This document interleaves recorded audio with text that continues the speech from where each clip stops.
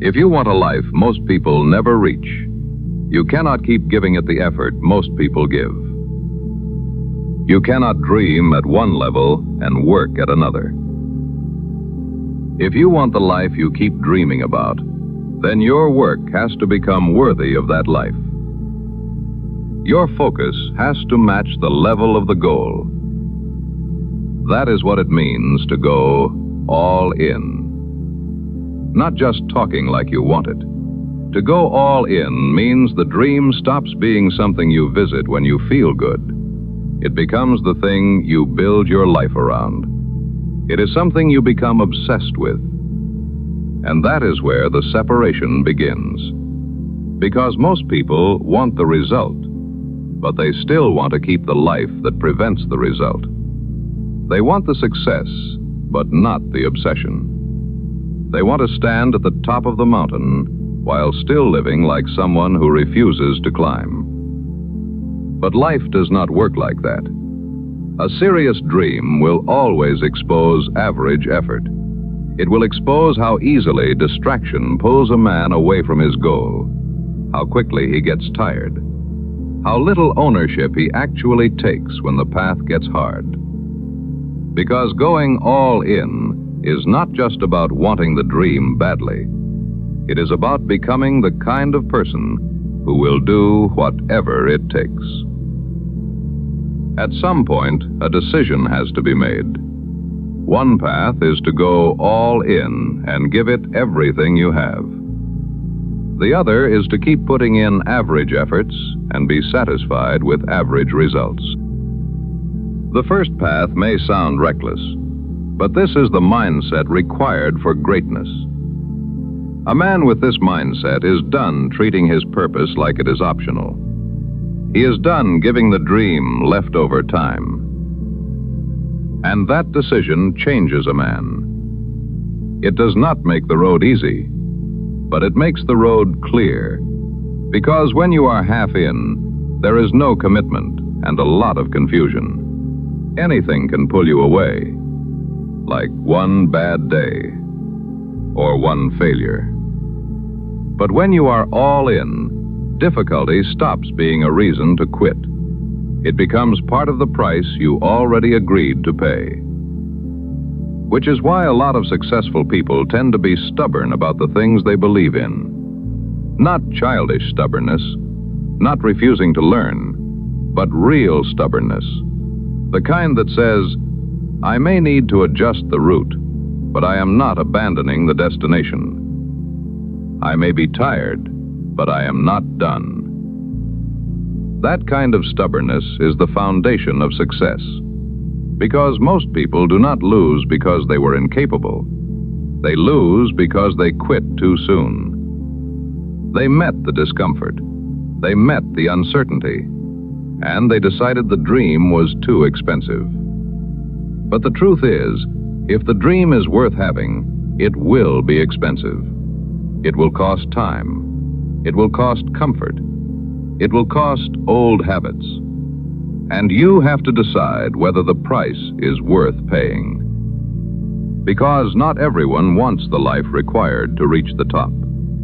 They want the image of it. They want the respect. They want the freedom. But they do not want the workload, the pressure, the boring repetition. It requires a level of obsession most people do not want. Partly because obsession is often misunderstood. It is not chaos. It is sustained focus.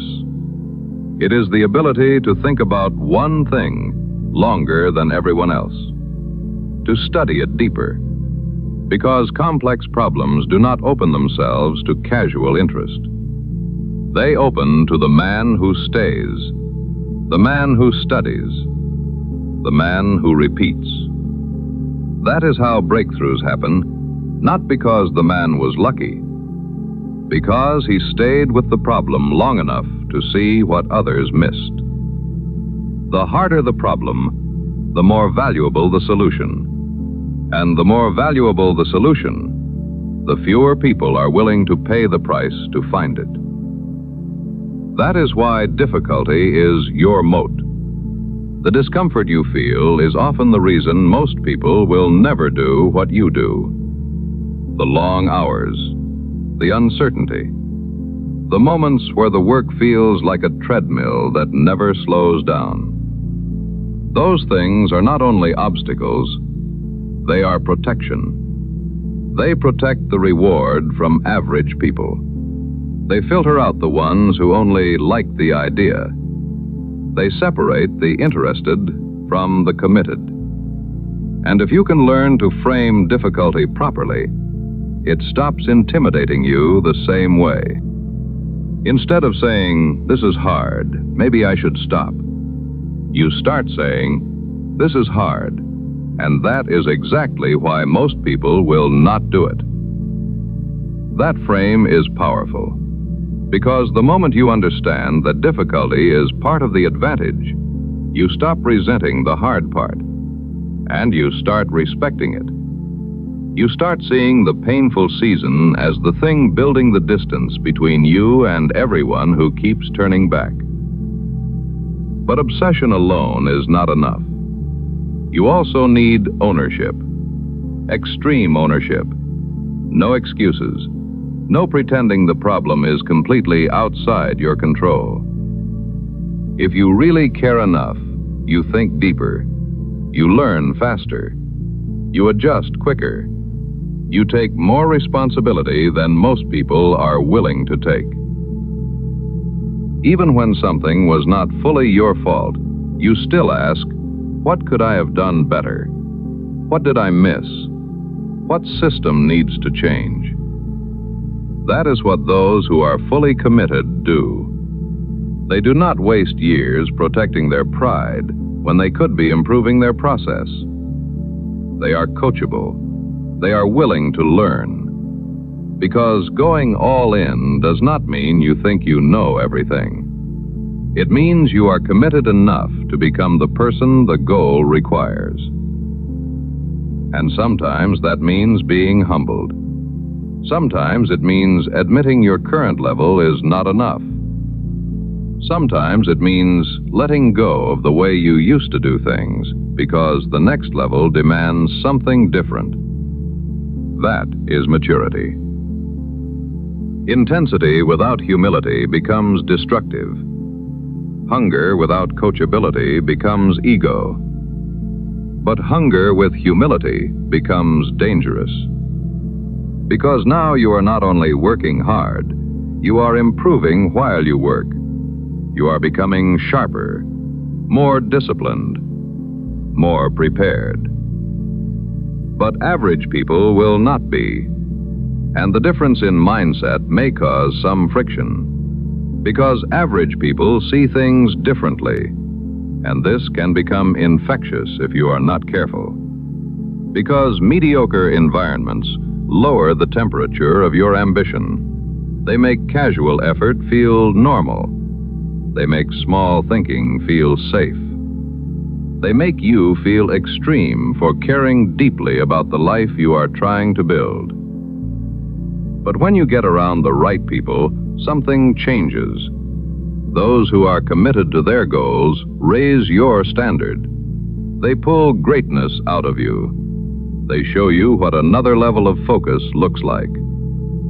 Great people love working with other great people because greatness creates energy. It sharpens the room. It makes the work feel more alive. It reminds you that you are not crazy for wanting more.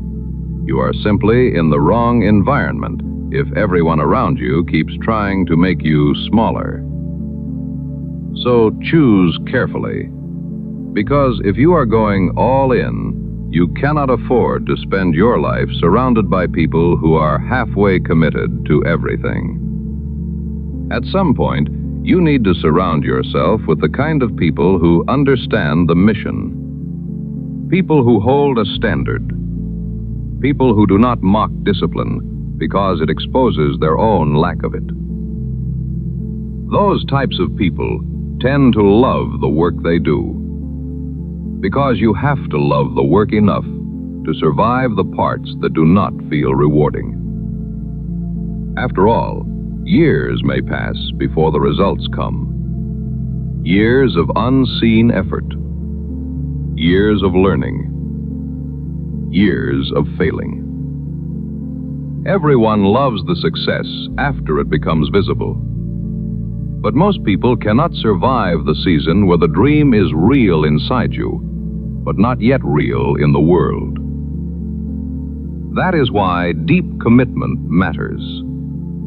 You need to see the long-term value in the mission, not treat it like a short-term job. The world may not notice for a long time, and if you need constant attention to keep going, you will not last. You need something deeper. Purpose. Obsession. A reason strong enough to keep you working while the results are still hidden. Because the world does not stop for ordinary. It does not stop for what it has already seen 1,000 times. A man pursuing his purpose will be going down the untraveled road. The idea with no clear path. The work that feels uncertain. The thing people avoid because it is difficult, uncomfortable, and unproven. But that is often where the opportunity is. Not in repeating what everyone else already did, with the average efforts people already gave, but in being bold enough to build what has not yet been built, with effort not yet seen. But that requires a different level of patience, a different level of courage. Because committing to one's purpose will feel lonely. There is no map, no guarantee. You have to build while the path is still unclear. You have to keep learning, keep improving. And that is why most people will never reach the highest level. Not because they cannot dream, but because they do not want the life that dream demands. Once some people get comfortable, they stop paying the price that made them rise. They relax too early. They lose the hunger. But the man who goes all in understands that excellence is not a one-time achievement. It is a cycle, a way of living. He knows there is no final moment where he can say, "I made it, so I no longer need discipline." The game keeps changing. The standard keeps rising. The work keeps asking for more. And if he wants to keep climbing, he has to keep growing. It means every day the man gets up and improves himself. He gets up and takes a step towards his goal, regardless of external circumstances. It means he understands the mission. He controls the frame in his own mind. He does not see the work as a prison. He sees it as the path. And that is where greatness is built. In the place where comfort ends. In the discipline to return again tomorrow. In the stubborn refusal to let the dream die because the road became difficult. So if you say you want it, go all in. Not halfway.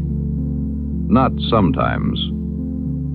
Go all in with your focus, with your effort, with your ownership. Stop asking for the reward while protecting the habits that keep you ordinary. Stop waiting for the road to become easy before you decide to get focused. Because the road will never become easy. But you can become stronger. You can become more focused, more disciplined, more obsessed with solving the problem than afraid of how long it may take. And one day, if you stay with it, the world may look at what you built and call it sudden. They may call it talent, luck, timing. They may never see the years you gave to it, or the price you kept paying when no one was watching. but you will know. You will know that you did not stumble into it. You built it. You earned it. You became the kind of man who could carry it, because you went all in when most people stayed average. You kept improving when most people defended their excuses. And that is why the dream had no choice but to come to you. So make the decision. If the goal is your purpose, then get focused. If the dream matters, stop treating it like a hobby. Go all in. And let the man you become prove that it was worth the price.